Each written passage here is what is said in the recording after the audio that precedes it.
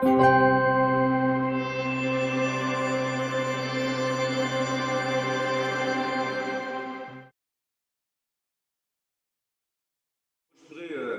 vous remercier toutes et tous pour ce consortium, le septième, si j'ai bien compris, si j'ai bien noté. Sixième. Ah, j'anticipe déjà sur le septième.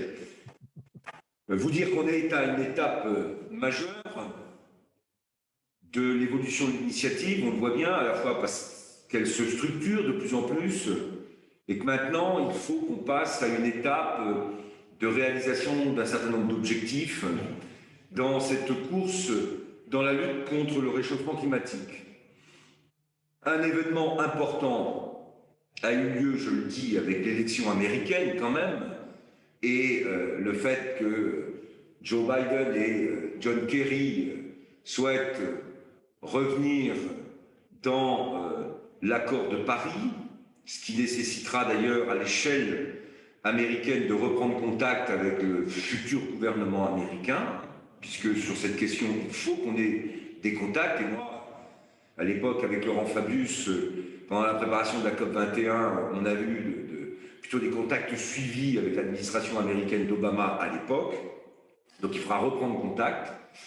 Deuxième point, c'est la dimension européenne. Ça a été rappelé, il manque quand même un engagement plus clair de la Commission européenne et du Parlement européen dans la prise en compte des sols, et je vais faire comme Marc, dans toutes leurs dimensions, à la fois agricole, forestière, et aussi, puisque l'Europe y est souvent confrontée avec l'urbanisation. Et je terminerai sur un point, c'est Marc Bernard qui en avait parlé lors du dernier collège auquel j'avais participé, c'est cette idée de développer autour du stockage de carbone des sols, des nouvelles coopérations entre ceux qui sont gros émetteurs et qui ont peu de potentiel de surface, avec ceux qui sont peu émetteurs, mais avec des gros potentiels de surface pour pouvoir stocker du carbone. Ça, c'est une politique de coopération sur laquelle l'initiative 4 pour 1000 peut avoir un rôle à jouer. J'ai vu dans un mail que j'ai reçu de la part de Paul et du secrétariat exécutif que Pascal Canfin, le président de la commission environnement du Parlement européen, souhaitait avoir une rencontre avec nous.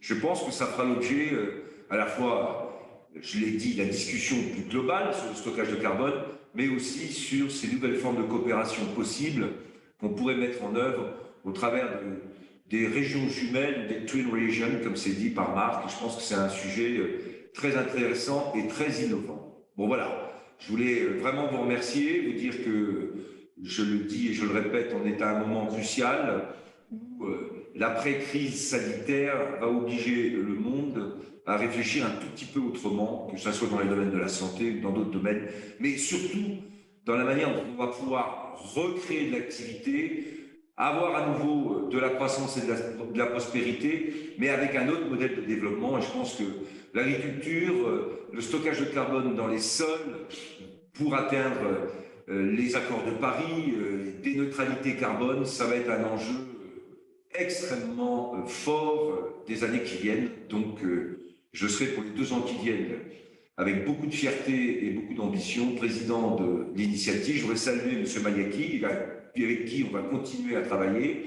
Je voudrais aussi insister pour que la Troïka se mette en place et qu'il y ait une vice-présidente qui soit candidate ou des candidates, s'il y en a plusieurs, parce que ça permettra un équilibre, à la fois sûrement régional et en même temps un équilibre aussi pour permettre à l'initiative de fonctionner, quels que soient les agendas des uns et des autres, qui sont souvent chargés, mais c'est un point important. Voilà ce que je voulais vous dire, en vous remerciant et en vous disant à bientôt. Alors, et si on ne se revoit pas d'ici là, après cette année extrêmement difficile, j'espère que 2021 nous offrira de nouvelles perspectives et surtout de nouveaux espoirs.